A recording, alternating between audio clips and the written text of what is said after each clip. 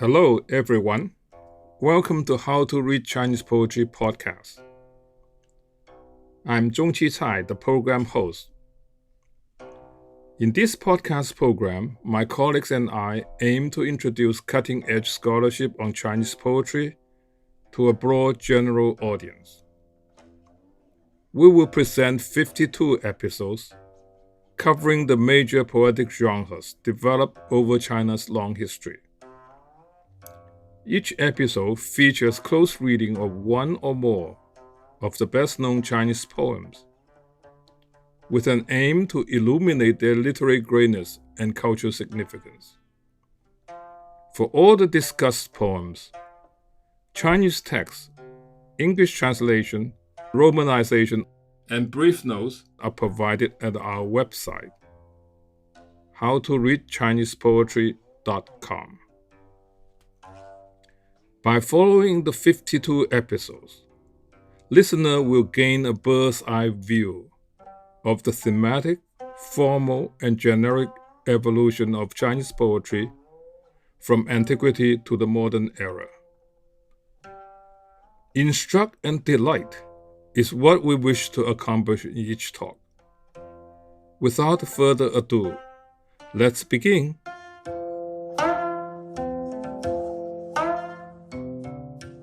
Hello, everyone. Today, our guest host, Professor Fong, will present her second episode on Ming poetry, entitled Poetry as Autobiography. Let us welcome Professor Fong.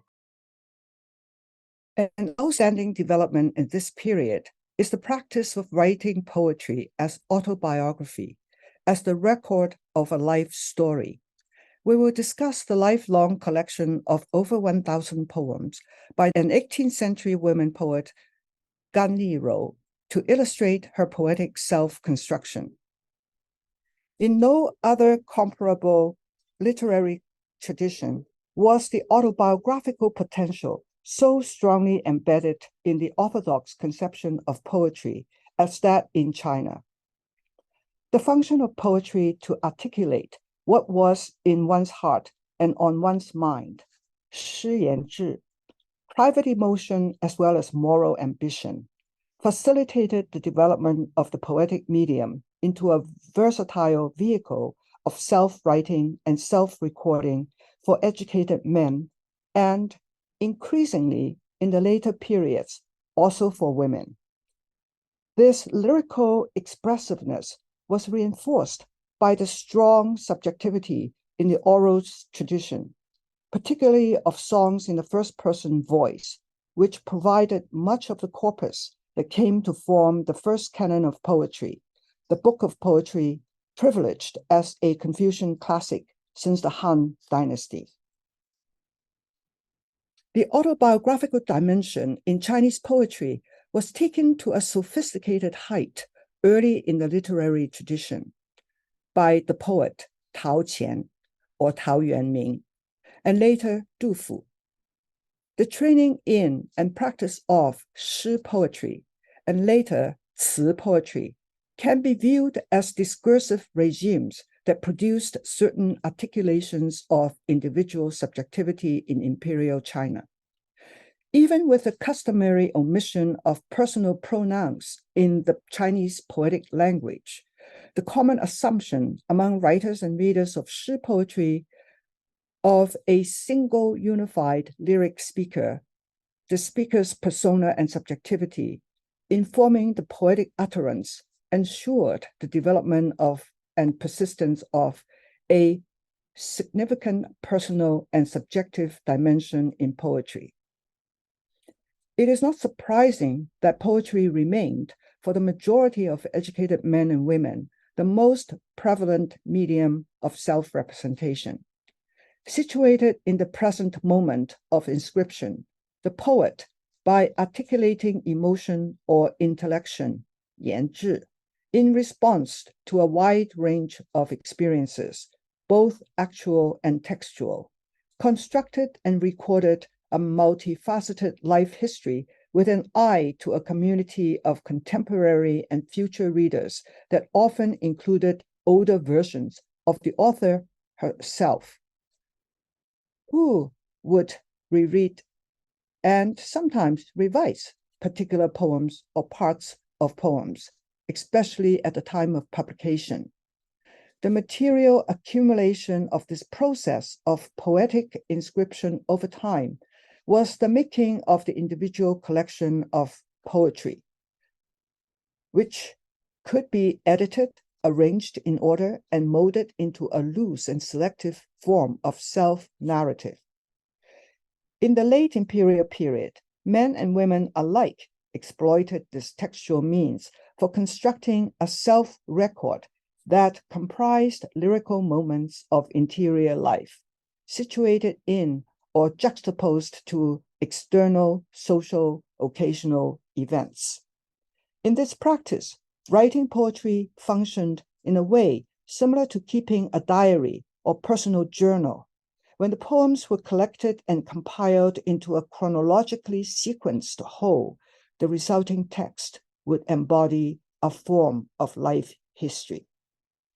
In poetry collections, the autobiographical narrative frame can be further reinforced by volume and chapter divisions that are named meaningfully, according to stages in the self-narrative.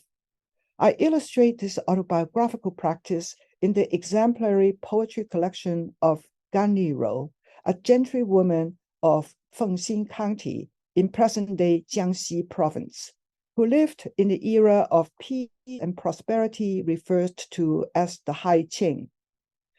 I discuss the overall organization of her collection in relation to the production of a life history through poetry, and read examples of her autobiographical voice in selected poems. Gan Li-ro's remarkable poetry collection is entitled Yongxue Gao, Drafts from the Pavilion for Chanting About Snow. As a programmatic and lifelong self-representation by a woman, it epitomizes the many strands of autobiographical practices in late imperial China. Gan Li-ro's autobiographical collection stands both in contrast with and in complement to the many poetic texts by men and women, whether comparably long or exceedingly short, whether complete or fragmented and unfinished, each attempting to articulate and record some local sense of subjectivity. The collection is remarkable not only for demonstrating the sustained effort in self-writing that Gan Li-ro made throughout her long life, but also for the way she structured the collection to tell her personal history conceived in the chronological frame of the paradigmatic life cycle of a Chinese woman in the imperial era. Gan Li-ro was keenly conscious of the changing roles in her life course, which she recorded conscientiously in her poetry. In a preface she wrote to her collection when she was 73 years old, Gan Li-ro indicated how she had been stringent in selecting poems from a lifetime of writing to form the text through which she wished to be known by posterity.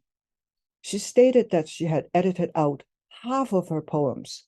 This process of self-selection and censorship was effectively a means to shape her self-representation.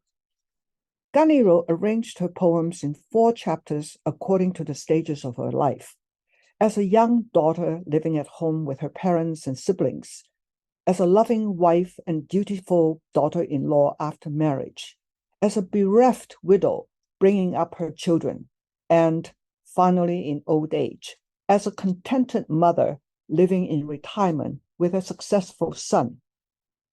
She named each chapter accordingly, beginning with Xiu Yu Cao, Drafts after Embroidering, which consists of poems from her maidenhood, followed by Kui Yu Cao, Drafts after Cooking, of poems from her married life. Wei Wang Cao, Drafts by the One Who Has Not Died, of poems from her widowhood. And finally, Jiu Yang Cao, Drafts by the One Who Lives in Retirement with Her Son, of poems written while she lived with her younger son after he had passed the Jinshi examination and obtained official appointment as a magistrate.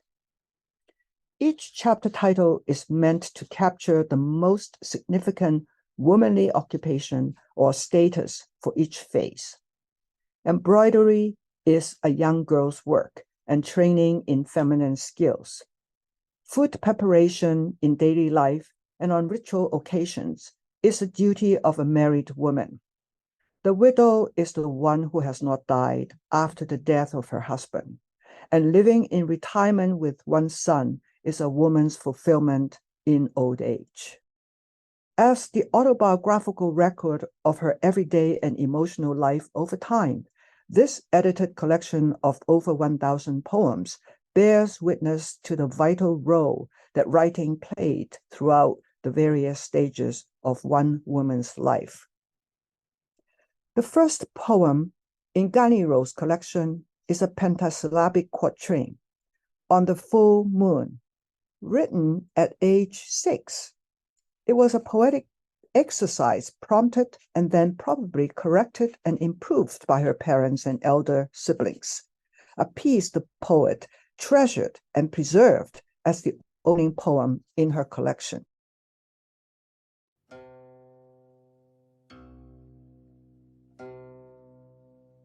On the Full Moon, written at age 6. Who sent Wu Gang's axe, clearly to chop it exactly round? How come not long after it's been full, again a crescent forms where it has waned? The moon, a ubiquitous trope in the poetic tradition, recurs throughout Ganiro's entire collection, varying in its many emotional and cultural valences in the context of her life course. Here, in the first preserved effort by Ganiro, a child's curiosity about the waxing and waning of the moon is animated by reference to the legend of the mythical figure Wu Gang cutting away at the 5,000-foot osmanthus tree on the moon. Ganiro's happy childhood and adolescence were soon devastated by a series of successive deaths in the family. First, an elder brother died away from home, then her only sister, followed by her mother, when Ganiro was 18. She wrote many poems mourning the loss of companionship and sisterly intimacy, and of maternal guidance and counsel in her journey through life. Weeping for Elder Sister is a poem inscribed with memories of embroidering and writing poetry together with her sister, two activities young ladies of elite households often performed together. In the clear night, I still remember when we chatted quietly. When you were alive, I feared we would part with little chance to be together. In our inner chambers, how could we know we'd be separated by death? In my heart, I could only pine for your visits home. Sisters linking verses were like the best of friends. I followed my companion. At dawn or dusk, we embroidered together. Now, in front of the mirror, I'm startled to see myself standing alone. Why must I see a pair of swallows fluttering by the curtains?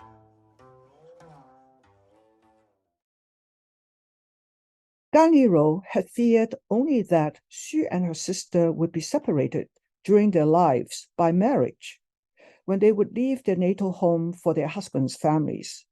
This makes the untimely and eternal parting by death all the more poignant.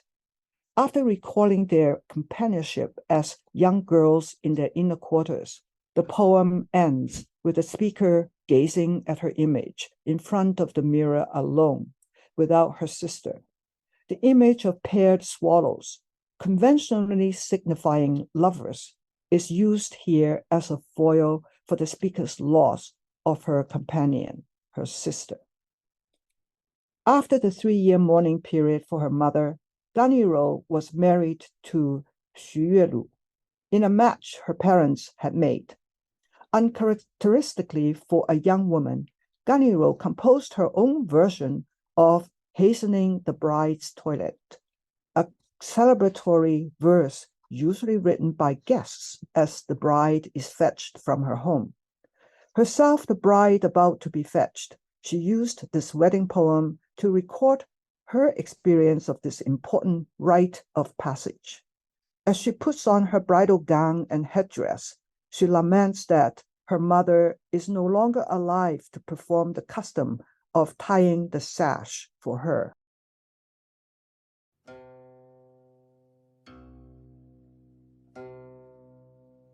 Hastening the bride's toilet. Pearl headdress and patterned robe suddenly put on my body. In marrying, I take leave of my family and part from those I love. The way of the daughter comes to an end, that of the wife begins, but there is no mother to tie my sash with her own hands.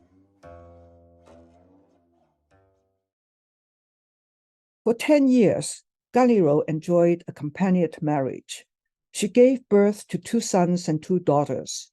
She not only was a capable and supportive wife, but also served her parents-in-law in exemplary fashion and kept in touch with her father and younger brother by letters and epistolary poems.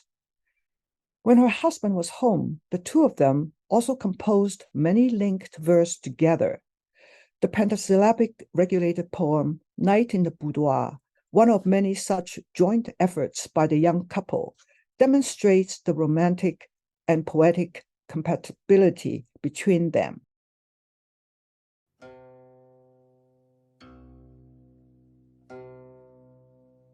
Night in the Boudoir, jointly written by Galiro and her husband. Your lovely sentiments transmitted in ink, my good friend, excels in poems and songs. Fragrant tunes rise from the zithers, the tinkling gems enhance the jade-like beauty. As the temple bell sounds amid hushed bamboos, the moon's reflection rises late on the curtain. You want to put all your efforts into the vocation of 1,000 years, deep in the night, not yet gone to bed. Alternately composing couplets for the same poem, husband and wife shared many conjugal moments and signed their courtesy names, Bai Huang and Ru Yu, respectively, to the couplets they each composed. Her husband initiates the poem by demonstrating his appreciation of his wife's expression of love in skillful poetic composition.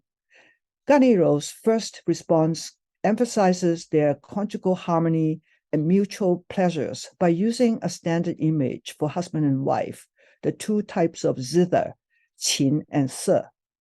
The synesthesia of the visual, oral, and olfactory senses in the line, fragrant tunes rise from the zithers, conveys the quality of and harmony in their relationship.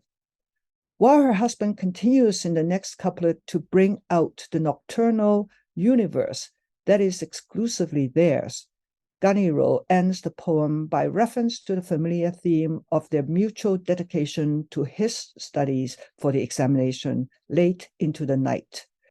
This is also the valued time of their being in each other's exclusive company after the children and elders have gone to bed. Tragically, her husband died in his 30s while studying away from home, and Ganiro was left a widow to bring up her small children and care for her mother-in-law. During the 3-year mourning period, she wrote many poems grieving for her husband. Many of these poems make explicit the contrast between their happiness in the past and her solitude in the present. Cast in the emotionally expressive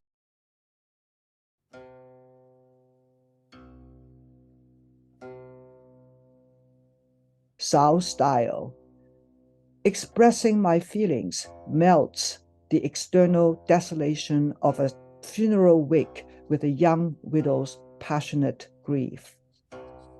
Dusk descends. Alas, the cold seeps into the flesh. The empty room is desolate. Alas, I cannot bear my grief. Staring in a daze from the boudoir, alas, I watch for your return. Going out to the courtyard steps, alas, the chilly wind blows. Going back into the hall, alas, I lean on your spirit banner. My orphaned sons and little daughters, alas, weeping, holding onto my robe. I carry them back into the room, alas, in the dim reflection of the lamp. Holding in my grief, I put my face on the pillow. Alas, tears stream down. Vaguely, I dream of you. Alas, like in the old days. Awakened, I recite. The cock crows. Alas, but you don't hear at all the words of dawn.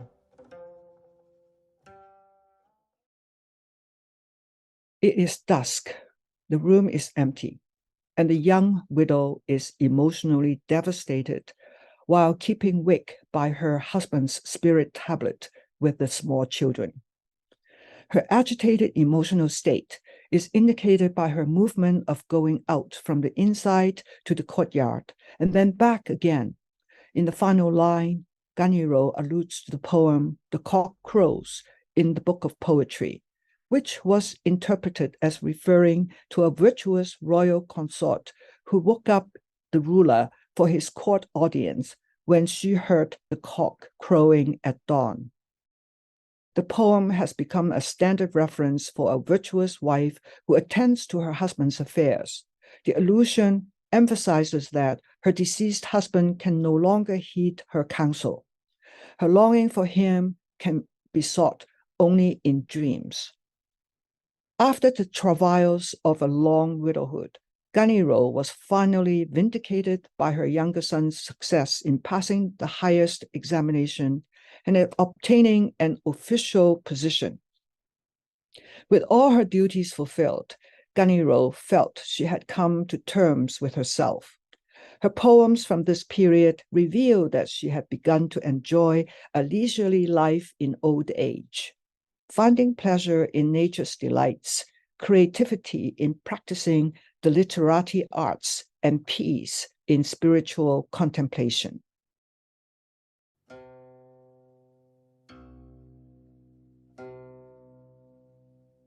Recited at random. In leisure, I roll out a scroll and open the window. A painting in hand, I face the twilight in the breeze. The world seems small when one takes a broad view. Looking back, one recognizes the mistakes of the past and present. Only when I practice meditation do I realize an undefiled mind. Only when I copy sutras do I know there's a crucial point in the brush.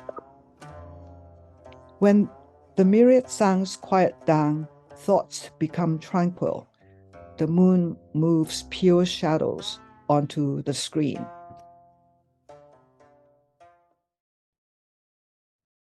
Persona in Recited at Random expresses a philosophical attitude toward life. One's perspectives change depending on how one looks at phenomena. In the everyday life of old age, Buddhist practices help one to recognize worldly mistakes and purify the mind. Ganiro turned to spiritual practice as she grew old. Let us thank Professor Fong for such a stimulating talk. We look forward to her third episode on Ming poetry next Tuesday. I hope you enjoyed the talk. Let's relax and listen to a reading of the poems in Mandarin. 永元月7岁作，谁使吴刚府？分明萧成元。如何望未久？缺处又成闲。哭子，清宵游弋净坛时，声恐群分相聚兮。闺阁哪知有死别？心情只管汉来归。连师姊妹同良友，随伴朝婚共绣围。对镜今看人独立，扑帘偏见燕双飞。崔庄，朱冠相服骤加深，出阁辞家别所亲。女道告终妇道始，无奈亲手结离人。归夜，芳情传汉墨，良友善诗词。琴瑟鸣香韵，琳琅捧玉姿。钟声敲竹径，月影上莲池。玉镜千秋夜，深宵未寐时。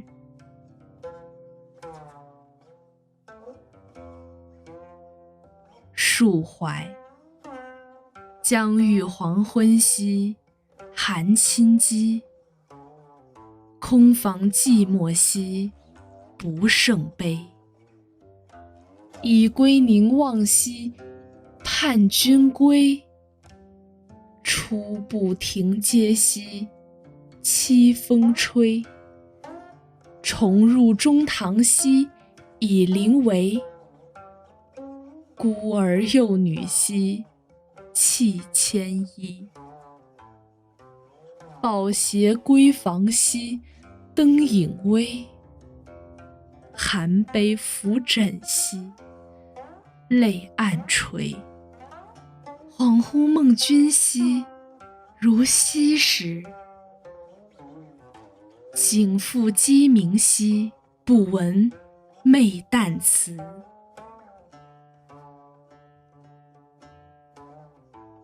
偶吟，闲披牙轴起窗飞。捧卷临风对夕晖。放眼看来天地小，回头认道昨今非。理禅始觉心无垢，书页方知笔有迹。万籁既时人亦静，月移清影上平为。